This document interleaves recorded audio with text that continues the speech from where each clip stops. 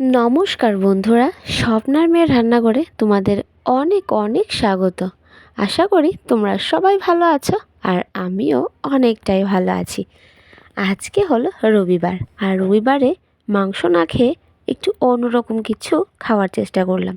আর সেটা হচ্ছে আমাদের ভাষায় যেটা বলে মাশরুম, অনেকে উলো বলে থাকে।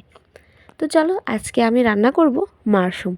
তোমরা কারা কারা মাশরুম ভালোবাসো তারা প্লিজ চট করে ভিডিওটা সম্পূর্ণ দেখে নাও, একদম স্কিপ না করে কিন্তু।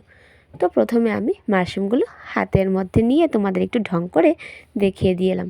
তারপর চটচট করে দাঁড় সাহায্যে কিন্তু মাশরুমগুলোকে ছোট ছোট টুকরো টুকরো করে কেটে নিলাম। আমি আজকে মাশরুমটা একটু অন্যরকম রান্না করছি, পুরো মাংসর মতোই বলতে পারো। যারা নিরামিষ খায় তারা নিরামিষভাবেও খেতে পারে, আর যারা আমিষভোজী তারা আমার মতো একবার হলেও রান্না করে খেয়ে দেখো, ভীষণই ইয়াম্মি লাগবে কিন্তু। তো দেখো, তোমাদের সাথে বক বক বক বক করতে করতে আমি কিন্তু সম্পূর্ণ মাশরুমগুলো ছোট ছোট টুকরো করে কেটে নিয়েছি। আর ঠিক এক থালা কিন্তু ফুল হয়ে গেছিলো। এখানে প্রায় 500 থেকে 700 হবে। এখানে আমি 500 থেকে 700 গ্রাম মাশরুম নিয়ে নিয়েছি, আর সেটা দিয়ে অনেকটা হয়ে গেছিলো। তো তার সাথে আমি ছোট ছোট টুকরো করে আলুও দিয়ে দেবো। প্রায় বড় বড় সাইজের দুটো আলুও নিয়ে নিয়েছি।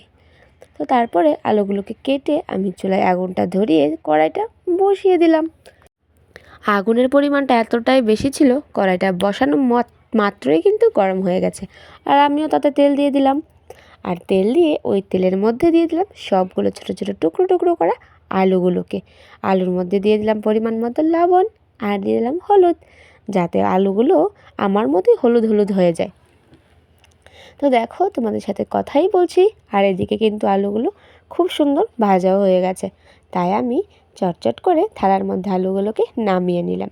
নামিয়ে ওই তেলের মধ্যে দিয়ে দিলাম দুটো তেজপাতা আর এক মুঠো পেঁয়াজ কুচি, আর সবগুলো এখন ভালোভাবে ভেজে নিচ্ছি। এদিকে আমি পেঁয়াজটা ভাজা হতে হতে রসুনটা বেটে নিয়েছিলাম, আর এখন আমি দিয়ে দিলাম এক মুঠো রসুন বাটা। রসুনটাকেও পেঁয়াজের সাথে ভালো করে নাড়াচাড়া নাড়াচাড়া করতে থাকলাম। নাড়াচাড়া করতে করতে এদিকে দেখি রসুনটা ভাজা হয়ে গেছে। তাই হঠাৎ করে মনে পড়লো, আরে আমি তো মরিচই দিলাম না। তাই দিয়ে দিলাম অনেকটা পরিমাণে শুকনো মরিচের বাটা। এখন মরিচের বাটাটাকে ভালোভাবে নাড়াচাড়া করে সুন্দর মতো কষিয়ে নিয়েছি। এখন দিয়ে দিলাম মাশরুমগুলো।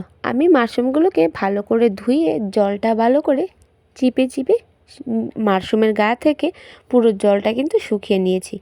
আর তারপরে মাশরুমের সাথে সাথেই দিয়ে দিলাম ভেজে রাখা আলুগুলো। এখন মাশরুমের মধ্যে দিয়ে দিলাম অল্প একটু লবণ। তারপরে একটু সময় নাড়াচাড়া করে ঢেকে রেখে দিলাম। মাশরুমটা রান্না করতে করতে মনে পড়লো যে আমার আদাই দেওয়া হয়নি। তো তাই চট করে চলে গেলাম আমাদের বাড়িতে, যেখানে আমরা আদা গাছ লাগাই ওইখানে। তো ওইখানে গিয়ে দেখলাম আদা গাছগুলো ভালো সুন্দর মতো বড় হয়ে গেছে। তাই আমি ভালো করে চেক করে দেখছিলাম যে কোনটা থেকে বড় আদা পাওয়া যায়। তো এখানে দেখলাম যে এখানে ভালো আদাই নেই। আদা তুলতে গিয়ে বরঞ্চ আমার একটা আদা গাছ নষ্ট করে দিয়েছি। তারপরে অন্য আরেকটা গাছ থেকে গিয়ে দেখলাম যে ভালো আদা হয়েছে, ওই গাছটা আমি চট করে টান মেরে তুলে নিয়ে চলে এলাম আমার রান্নাঘরের দিকে। তো নিজের বাড়ির আদা সেটা কিন্তু একদমই পিওর, যেটা একদম সার ছাড়া হয়। বাজার থেকে কিনে আনলে হয়তো একটু সার থাকবেই থাকবে, যেটা আমাদের বাড়ির আদার মধ্যে একদমই নেই। আর সেটা খেতেও কিন্তু ভীষণই ভালো লাগে। তাই ধুয়ে এনে আমি চট করে বেটে নিয়েছি। বেটে এখন ঢাকাটা খুলে দিয়ে দিলাম আদা বাটা। আদা বাটাটা দিয়ে একটু নাড়াচাড়া শুরু করলাম, কারণ মাশরুমটাকেও কিন্তু ঠিক মাংসর মতোই ভালো করে কষাতে হয়। যত বেশি কষানো যায় ততই বেশি কিন্তু এই মাশরুমের তরকারির টেস্টটা বেড়ে ওঠে। তো দেখো, অনেকটা টাইম নাড়াচাড়া করার পর আমি কিন্তু মাশরুমটাকে ভালো মতো কষিয়ে নিয়েছিলাম। তারপরে এই মাশরুম যখন সুন্দরভাবে ভাজা হয়ে গেছে, তখন দিয়ে দিলাম পরিমাণ মতো ঝোল। এখন ঝোলটাকে একটু নাড়াচাড়া করে ঝোলের মধ্যে এখন আমি দিয়ে দেব অল্প একটু জিরের গুঁড়ো। তো এখানে আমি 1 চামচ জিরের গুঁড়োই কিন্তু ইউজ করলাম। বেশি পরিমাণে জিরে দিলে কিন্তু একটু গন্ধ গন্ধ হয়। তারপরে ঝোলের পরিমাণে দিয়ে দিলাম লবণ। ঝোলটা সেদ্ধ হতে হতে এদিকে আমি এলাচ আর দারচিনিও বেটে নিয়েছি। এখন আমি এলাচ আর দারচিনির বাটাটা দিয়ে আবারও 5 মিনিট নাড়াচাড়া করে ঝোলটাকে একটু সেদ্ধ করতে দিলাম, যাতে এলাচ আর দারচিনিটা ভালো মতো পুরো তরকারির মধ্যে সুন্দর করে লেগে যায়। তারপরে যখন তরকারিটা হয়ে গেছিলো তখন আমি নামিয়ে নিলাম। আর নামিয়ে নেওয়ার পর দেখো তরকারিটা দেখতে কীরকম লাগছিল।